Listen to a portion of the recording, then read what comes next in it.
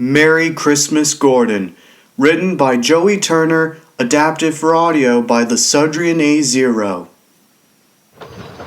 It was Christmas time on the island of Sodor, and Knapford Station was being decorated for the big carol party.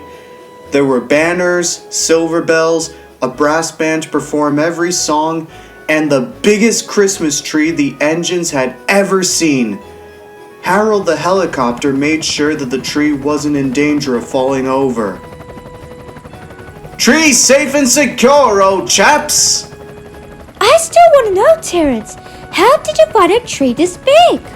A little patience, knowing where to look, and a lot of fertilizer. Of course, there was still plenty of work to do before the party, delivering parcels and passengers and clearing snow from the tracks. Donald and Douglas liked this job most of all. Despite the hard work, all the engines were excited and cheerful about this time of year. All the engines, except for Gordon. He wasn't feeling the festive spirit today, unlike Rebecca, who was bursting with it. Morning, Gordon. Happy Christmas.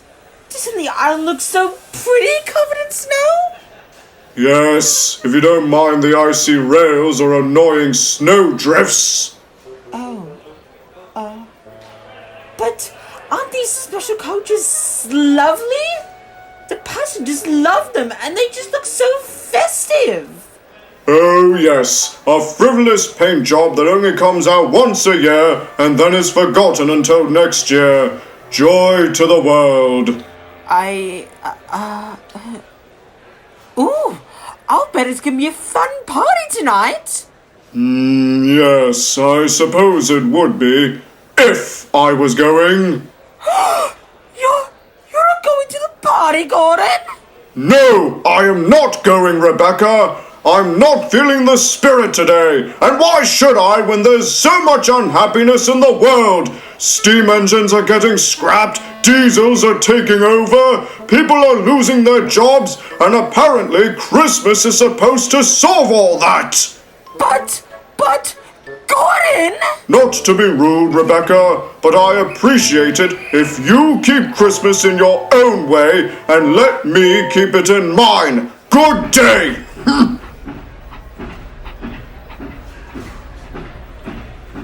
Rebecca felt more surprised than hurt.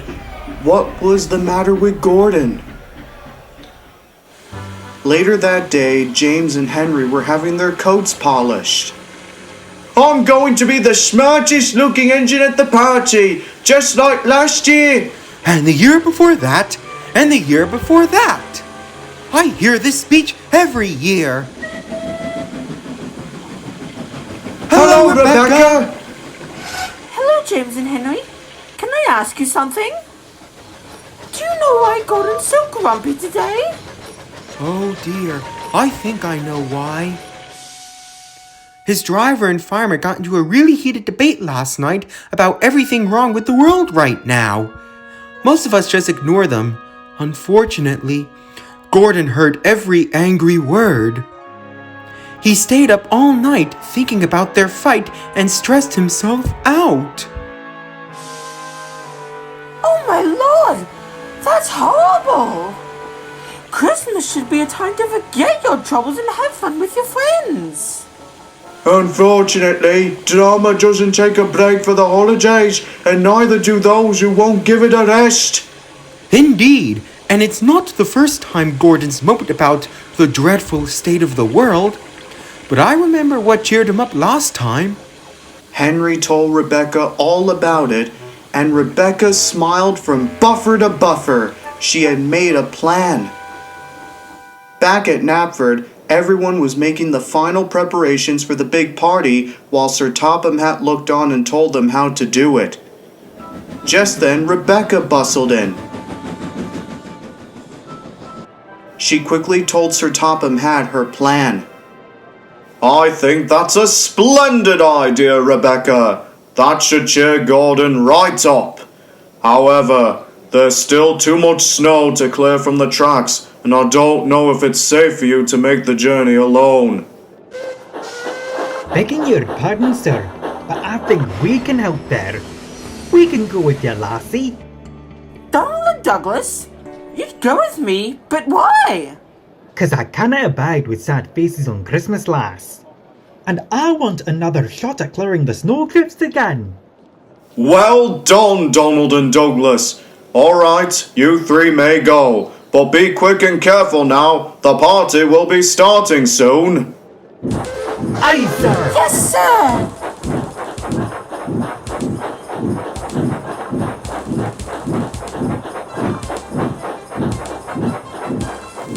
And so, Donald, Douglas, and Rebecca set off on their important mission. It took them a long time to travel across the snowbound island, but they struggled on, determined to make this Christmas special for Gordon.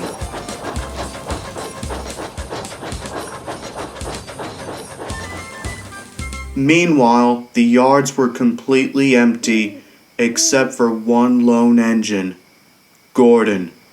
When he said he wasn't going to the party, he really meant it. But as he looked out towards the other side of the yard, he kept thinking about his friends having fun at the party without him. At last, Gordon gave up and slowly huffed out of the shed and, despite his mood, made his way to Knapford for the party. Well, I suppose it's better than sulking here by myself. Soon enough, Gordon pulled into the station just as the festivities began, and it was definitely a massive turnout.